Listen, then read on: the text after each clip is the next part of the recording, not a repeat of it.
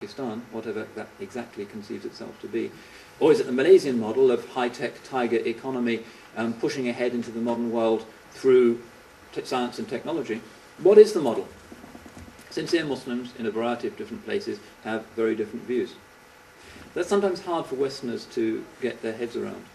But the reality is that although the core of Islam is the doctrine, one God, and a series of prophets, and the basic principles, the 5 pillars, and certain things to do with family life and social engagement and dietary rules and things that are considered to be the core, as you move out towards the more and more public, the reality is Muslims have more and more diverse opinions. Probably that's inevitable. In many ways I think it's probably a healthy thing, but it does make it very difficult for people to answer the question of, well, what out there is compatible with the way the West would like things to be done in the Muslim world and what's incompatible. So you go to Afghanistan, where in southern parts of the country the female gender has almost been abolished, and you go over the border into Iran, and half of the people driving cars are women, and they have women ministers in the government, and 50% of surgeons in Tehran's hospitals are women, and despite the problems there, it's not like Afghanistan, but they both claim to be Islamic republics. The Taliban have a sincere view of the relationship between the sexes, the mullahs in Tehran have a sincere view, but it's really different. So what is the Islamic monolith that is or is not compatible with the West? The question can't actually be answered.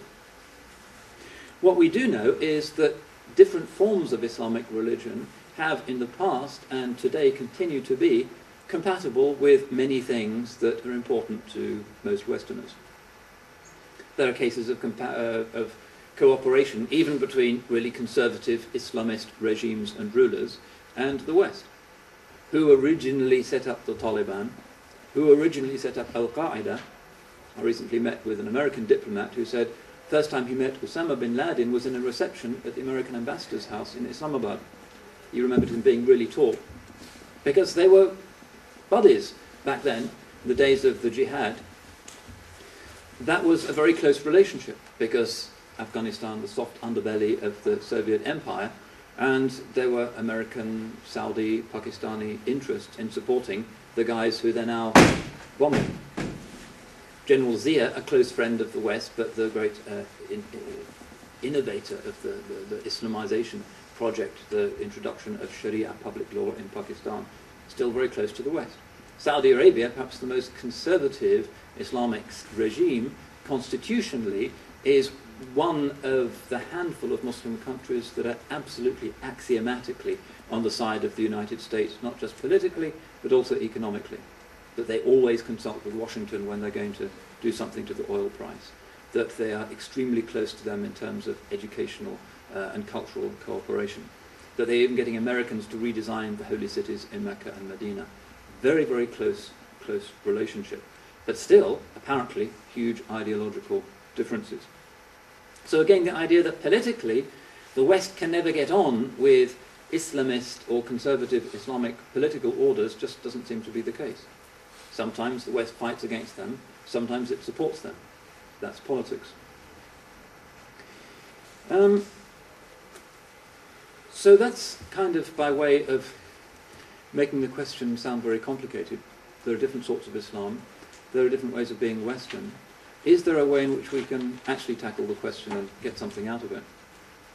Well, I think that there are ways, and those ways, unsurprisingly, since Islam is ultimately a religion, are religious ways. What if we turn aside from the current ructions in the Islamic world over the correct relationship of religion and state, and look at the sacred core of the religion, and its sacred narrative, its sense of its place in history, and also its sense of its relationship to other religions, and see if we can actually come up with a generic set of attitudes and values that we can call Islamic, that we could then bring into conversation with what the West has historically been. Well, one imbalance there is that the Islamic world has not been through and has not wished for the process of massive secularization that certainly Western Europe has experienced in the last 2 centuries. The percentage of regular churchgoers in South Cambridgeshire, where I live, is about 4 or 5% now. A recent survey in Indonesia, which is certainly not one of the most conservative Muslim countries, found that 79% of the population prays 5 times a day. That's a big disparity. So when we try to bring them into conversation, there's always going to be that imbalance. That in the West there is a historic rivalry between enlightenment, secularity and religion, which has, from a Muslim perspective, seems to have been substantially won on the street by secularity. In the Muslim world, there has also been that rivalry. By and large, in the second half of the 20th century, we could say religion kind of won. In the 50s and 60s, the post-independence regimes across the Muslim world were socialist, secular, or sometimes secular monarchical, with 1 or 2 small exceptions. And then the Iranian Revolution happened, and a lot of other Islamization things happened across the Islamic world, and today the societies are much more religious than they used to be. I remember in Cairo, my first visit there in 1979, you would occasionally see the hijab, but not often.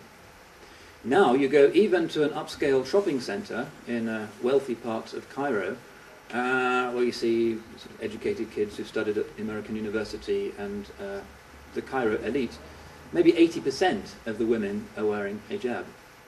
So whatever else has happened, there has been a re-Islamization process in the Islamic world that hasn't happened equivalently in the Christian context in Europe. That's another incompatibility and another reason why we need to be careful before we draw facile parallels. Sometimes we speak about Europe as being Christendom, and it's not really clear whether in the great ages of faith churchmen looking at modern Britain would have regarded this as being any longer a substantively Christian society.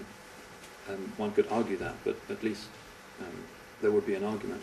In the Islamic world, you can tell Indonesia still a Muslim society, Palestine a Muslim society, Egypt a Muslim society. So that's another incompatibility, and in fact perhaps the biggest single challenge to the triumphant Western narrative of a history of the cosmos that begins with the Big Bang and then becomes interesting when life begins 1 billion years ago, and then becomes really interesting with Plato and Aristotle and Athens, and then in a single uninterrupted story leads up to the modern West, that the Islamic world is providing the single most significant challenge to that narrative. That the story of what matters is first amoeba, which leads up through process of evolution to George W. Bush, and that's obvious. And many people in the Muslim world are saying, no, we think things are more complicated. We think things are a lot more complicated. But the Islamic world, more than any other civilization, is making things more complicated. Unexpectedly, 50 years ago, nobody expected other cultures to be visible publicly. There's Hindu revival, there are forms of revivalism and Confucianism, but it's in the Islamic world that there is a substantial non-Western, sometimes anti-Western alternative. It's one of the big facts of our time. So let's look at what seems to be intrinsic, that seems to be driving this. Often Muslim difference is, as I indicated, reactive. In other words, it's driven by a sense of threat and a desire to be different. So Jack Straw says that he doesn't like his constituents to wear the niqab, and the next day half of the girls in Blackburn are covering their faces. That's the basis for a lot of religion these days. It's just a desire to express one's identity and one's rejection about the things that are said about one. But if we look at the essence, what do we find?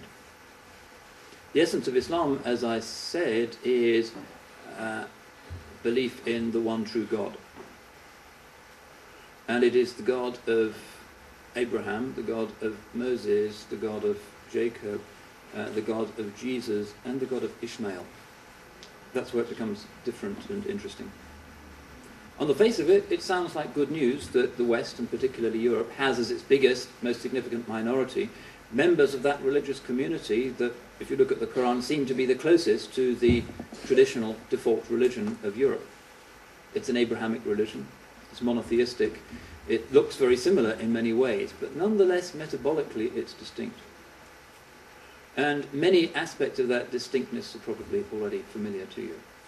The Muslim idea of the undifferentiated divine essence is, on most interpretations, not compatible with the usual Christian understanding of the triune, Trinitarian nature of God.